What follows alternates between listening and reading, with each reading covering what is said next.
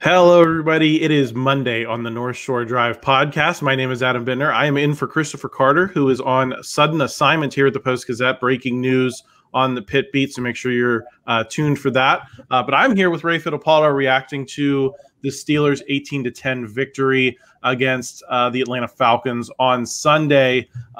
Ray, let's just get straight into it. We'll talk about the quarterback specifically. We'll start with Justin Fields and what you thought of his performance. I think it was kind of a beauty in the eye of the beholder situation yesterday, where you could look at, the lack of explosive plays, the lack of really looking downfield really at all in the first half, not finishing drives and say, well, this isn't that much different than last year. All the money spent, all the different people brought in, and you still only finished with 18 points. But I think there's also some good things to look at. If you did have 6 scoring drives, you did avoid for the most part a ton of 3-and-outs. You only punted 3 times in the game. I think that it was a higher baseline than we experienced last season when, you'd see a ton of 3-and-outs, and at times things felt completely hopeless. And as I was saying on our Steelers post-game live stream with Paul Zeiss yesterday, things never felt completely hopeless to me the way they did at points last season yesterday. What was your read on what we saw from Justin Fields in this offense? Yeah, I mean, Adam, I thought it was a really shaky start for Justin. Fumbles the first snap of the game. I think the next series he had another bobble, and he barely got the handoff off to Najee Harris. He missed Van Jefferson on a wide open pass play, and he threw behind Najee Harris. So after like 2 or 3 series, I'm thinking, geez, how is this going to go? But, as that game wore on, he just had a calming presence about him. And he made a big play before halftime to get them in the field goal range. That cut the deficit to 1. And I think it gave them momentum. And, I think that finally just settled him down a little bit. So you look at the final stat line, it's nothing impressive. The most impressive thing to me about it, especially considering his reputation in Chicago when he arrived here in Pittsburgh, was turning the ball over. 0 turnovers. And if he does that with that Steelers defense, they can win a lot of games as long as he has to be the quarterback. Yeah, and he did some nice things with his feet, Ray. And I think a question, a lot of people are having is how much of those crucial, third down conversions that he was able to make with his feet, they weren't flashy runs. It's not like he was ripping off, a 50-yard run or anything, but he had the ability to scramble and get 2-3 yards when the Steelers really needed it. And it seemed to pair well with what the offensive line is capable of doing right now with all of the youth and inexperience up front. They seemed to complement each other well. How does that change if, for example, Russell Wilson's in there and maybe not as willing or able to make those types of conversions?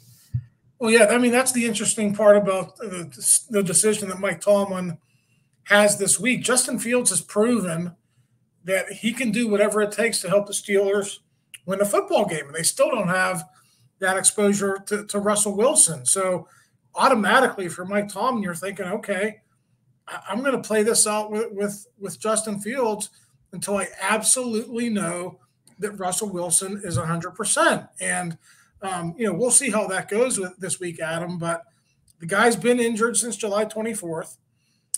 He really didn't ramp up his activity until mid-August. And even in the preseason, he didn't do much in terms of reps with the starters. So this clearly is an injury that's probably going to continue to bother him. So we'll see what Mike Tomlin says on Tuesday. And, ultimately, I don't think the decision is going to come until, Thursday or Friday. But to me, everything points in the direction that Justin Fields is going to be this team's quarterback until Wilson is fully healthy from that injury. And I just doubt that happens within a couple of days.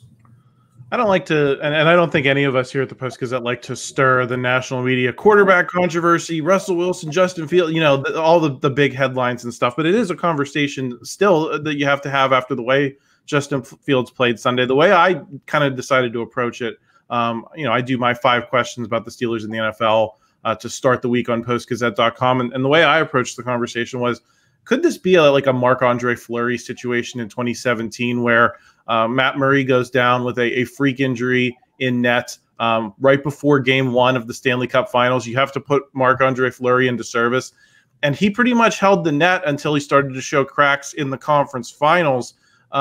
Is there merit to possibly handling the conversation that way, saying like it's obvious why the Steelers would prefer to have Russell Wilson's experience in there, but as long as Justin Fields is winning games, and considering, I think the dimension that was not in that Penguins conversation is that he is the younger quarterback. And if he can carry the baton for an extended distance, right, is that not better for the Steelers' long-term future than handing the reins immediately back to the veteran quarterback rather than seeing what you've got with Justin Fields?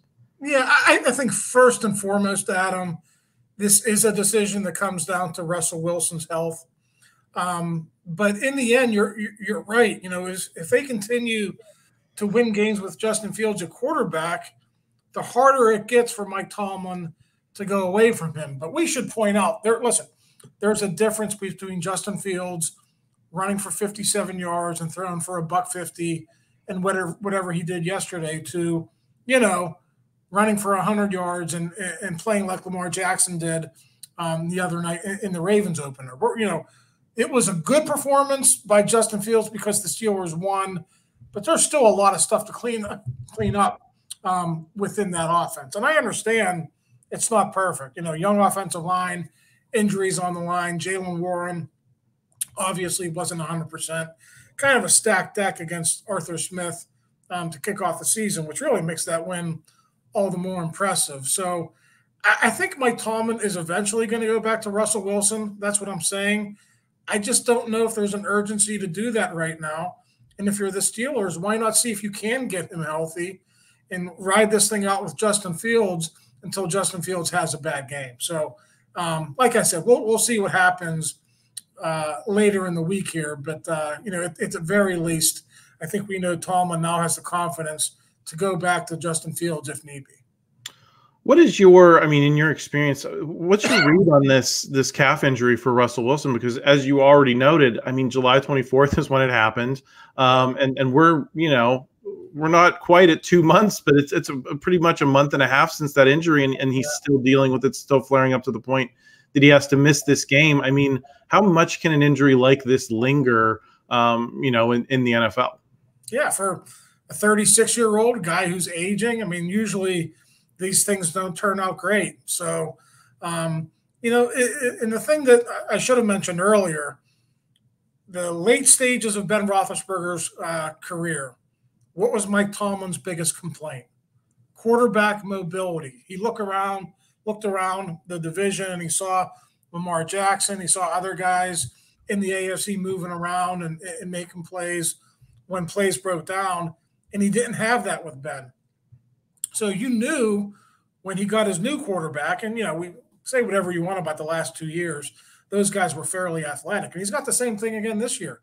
Russell Wilson and Justin Fields are two athletic quarterbacks, but there is a stark difference between the athleticism and the mobility of Justin Fields right now and what we would be getting with a hobbled Russell Wilson. Listen, if Russell Wilson was 100%, he could still move well enough to make plays and, to scramble in the pocket, throw the ball downfield, or even scramble for running yards to pick up a first down. But I don't think he's that type of player when he's dealing with what you could only say right now is a fairly significant calf injury, a calf injury that at the very least won't go away. So, an interesting dilemma as the Steelers prepare for Denver in week 2 here. I think everyone was anticipating Russell Wilson going back to play the Broncos, revenge game, that type of thing. I just don't know if we're going to get it.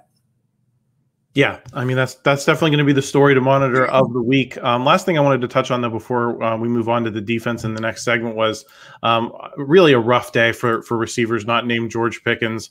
I think the whole rest of the receiving room contributed 2 catches for 8 yards. I think it was 1 for Van Jefferson and 1 for Calvin Austin III.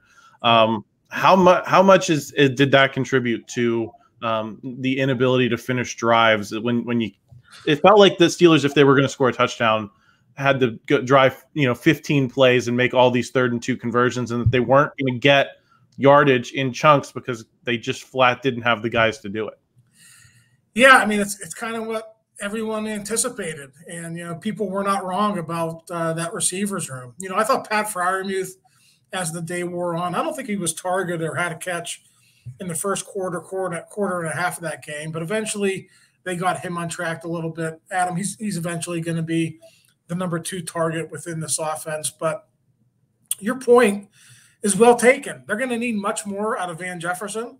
They're going to need much more out of Calvin Austin, Scotty Miller, and the tight ends. If this is going to be an offense, that's going to be one that can have the Steelers be contenders in a very tough AFC. So not really surprised, because I think we all anticipated that the depth at receiver might be an issue, but that's definitely going to be another storyline to follow this week. Do they have the weapons to actually march down the field and score touchdowns, or is this field goal fest, is that going to be something that's going to become the norm rather than the exception here this season? Yeah, it's going to be interesting because you're going to be lining up across from Courtland Sutton, a person that we talked a little bit about as maybe another option aside from Brandon Ayuk for the Steelers to trade for. The Broncos looked horrific offensively yesterday against Seattle. We'll talk about that a little bit in the next segment. But, you're going to get a close-up look at a guy that perhaps could be an option for them before the NFL trade deadline. Ray, we're going to get into the defense here in a second. It was a great, dominant performance. There's a lot of good things to talk through. So stay tuned. Before we get to that, though, I want to thank our friends at LP SmartSide. Here's a message from them. Between beauty and durability, making your neighbors jealous has never been easier. Introducing LP SmartSide Expert Finish Trim and Siding, now in brushed smooth texture. Available in 16 versatile colors, LP SmartSide Expert Finish products help create timeless designs and beautiful, longer-lasting dream homes. That's the beauty of brushed smooth. All right, thank you to them for that message. Ray, let's talk about the defense. It was a dominant day, forcing turnovers, snuffing drives. You allow the 1 touchdown drive, but other than that, I mean, this group looked great, and I think it went far beyond, TJ Watt being unable to be contained. I think my question for you, Ray, is how much of that is how good this defense is and can be, and how much of it was the way Atlanta seemed to be babying Kirk Cousins, not putting him under center at all, kind of limiting what they could do offensively? Yeah, listen, I'm going to give the Steelers the bulk of the credit here, and I've heard the same things about the Falcons and Kirk Cousins maybe not being 100% over his Achilles injury. But to me, if that's the case, then go with a different quarterback. You drafted Michael Penix. If Kirk Cousins isn't ready, then maybe you should have gone with him. But I'm not going to downplay the dominance of that Steelers defense yesterday. You mentioned the 3 turnovers. They had 2 that were negated by penalties, and one of them was clearly negated by an officiating mistake. So we could very easily be talking about 4 or 5 turnovers in this game, and it's just even a more dominating performance. So 1 blown coverage on that touchdown. It seemed like Beanie Bishop maybe lost where Kyle Pitts was, but other than that, Adam, there wasn't really a lot to complain about. I thought Terrell Austin and Mike Tomlin had them ready to play. We could talk all about Kirk Cousins being rusty and not being good yesterday. Bijan Robinson is really good. They kind of held him in check, 68 yards. He didn't do a lot of damage after the first drive. Algier was pretty quiet. Drake London had 2 catches for 15 yards, and Pitts had the touchdown, but I don't think Pitts had, more than 35 receiving yards. So just a masterful performance by that defensive coaching staff and, of course, the players on the field. They had a great game plan, and they went out there and they executed it to perfection. I think a lot of people might have been surprised if they're just tuning in. You and I talk about this all off season. There's a lot of viewers that have been with us for the entire ride, but there's a lot of people that just show up week 1 and say, show me what the team is. And they might have been surprised to see DeShon Elliott and Donte Jackson take on, the big plays that they did. What was your read on their performance and what kind of pieces they can be of this defense moving forward, having now seen them in a game that counts?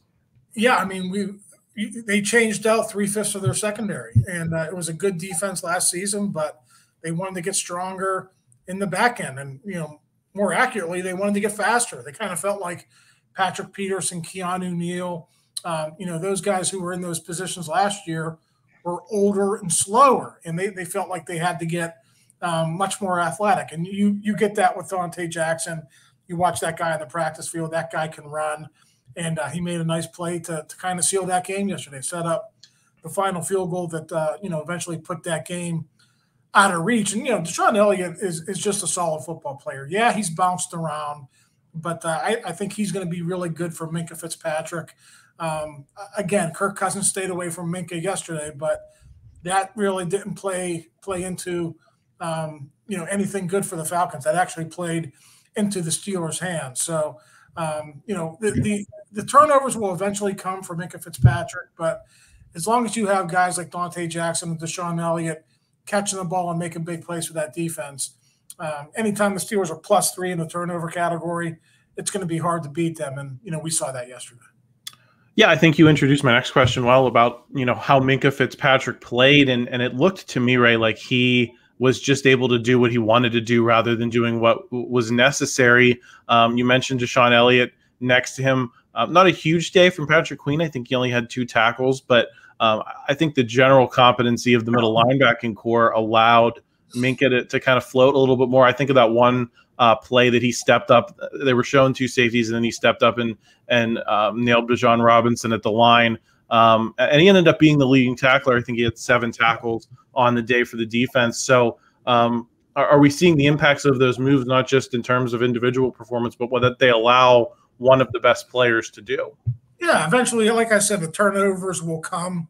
Minkah's an all-pro player. He's one of the highest paid safeties in the league because he produces those turnovers, and eventually they will come. But I thought he was really solid yesterday. Exactly what they needed him to be. You mentioned the 7 tackles. That's fine as long as other guys are stepping up and making plays because the other team is worried about you. That's just fine. So a really good game by Minkah yesterday, and I think we're only going to see better games to come as he gets more familiar with DeShon, and that entire secondary kind of gels, because that was the first time out for a secondary that, as I mentioned, had a lot of change over the offseason. Anything else stand out to you defensively, Ray, before I want to talk a little bit about the officiating? Listen, I thought Peyton Wilson was very active. I think he had 3 or 4 tackles, played a lot. I haven't checked the snap counts yet today, but, I want to say he might have played more than Elandon Roberts did in that football game. So Peyton Wilson was good. And, we could talk about T.J. Watt all season. That's not going to change. I thought Alex Highsmith was really good too. So that front 7 stepped up really after a first drive that they were kind of soft against the run. After that, it was pretty much a dominating defensive performance by the guys in the front 7. You mentioned the offsides call on T.J. Watt earlier in the segment, negated a turnover. There was the offensive pass interference against George Pickens that negated a huge play. That might have been the only touchdown drive of the day for the Steelers had that not gotten called. And then there was the call on that wasn't even running into the kicker on Cameron Johnston, and he ended up being pretty injured. What did you think of the officials and the role that they played? And if those calls go the way the Steelers probably preferred, how much more of a commanding victory are we talking about this morning? Yeah, I mean, listen, good teams are able to overcome bad officiating, but boy, the deck was really stacked against the Steelers on Sunday. And there was one you didn't even mention that George Pickens caught a long pass from Justin Fields in the second half, and the officials said he was touched down. He was never touched down. I mean, that was probably the most egregious call of the day, other than the offsides penalty. So I guess it's week 1 for the officials as well. These things tend to even out over the course of a season. I guess if you're the Steelers, you're just thankful that your defense stepped up, because that easily could have been a game that the officiating cost the Steelers, and the defense just stepped up and didn't allow that. Yeah, I thought that was you don't want to complain about the refs, but it was a lot for the Steelers to overcome, and I just wonder how much that's playing into the narrative, considering it short-circuited at least one drive for them. And if you score a touchdown instead of a field goal that's, you're over 20, 22, 23 points, something like that, I think you're feeling better. And that's the kind of impact that, one call can have on not just the game, but the entire narrative for the week after. So something to monitor as we move forward. Want to get to the rough day for the rest of the AFC North division. Everyone else lost. Before we do, just want to thank a couple more sponsors. This update is brought to you by Savinas, Kane, and Gallucci, mesothelioma, and asbestos lawyers with over 85 years of experience. Call them now for a free consultation. I also want to thank our friends at Moon Honda. Here is a message from them. To build the Honda CR-V Hybrid, we took everything you love about the CR-V and kicked it up a notch with greater power for a CR-V unlike any before. Adventure confidently with Honda, car and driver's most awarded brand in 10 best history. The CR-V and CR-V Hybrid, part of the Honda line of rugged vehicles. Visit your local Honda dealer where new vehicles are arriving daily. Buy online or reserve from select Honda dealers. Yep, if you're looking for a car, visit our friends out at Moon Honda on University Boulevard out near Robert Morris. All right, Ray, let's get into the division. Bengals lose to the Patriots in a 16-10 ugly game. Didn't get to see a ton of that because the Steelers were playing at the same time, but not a great development for Cincinnati. The Browns never really were in it against the Cowboys. It was a 17-point game for much of that contest. And then obviously the Ravens lose late against the Chiefs on Thursday night. If you're looking at that group, who do you think should be the most concerned as we head into week 2? The Browns. I was really low on the Browns to begin with, but I got to catch a little bit of that game after I was done doing my writing and stuff, from the Steelers-Falcons game. And DeShon Watson looks terrible. I don't know what they're doing with him.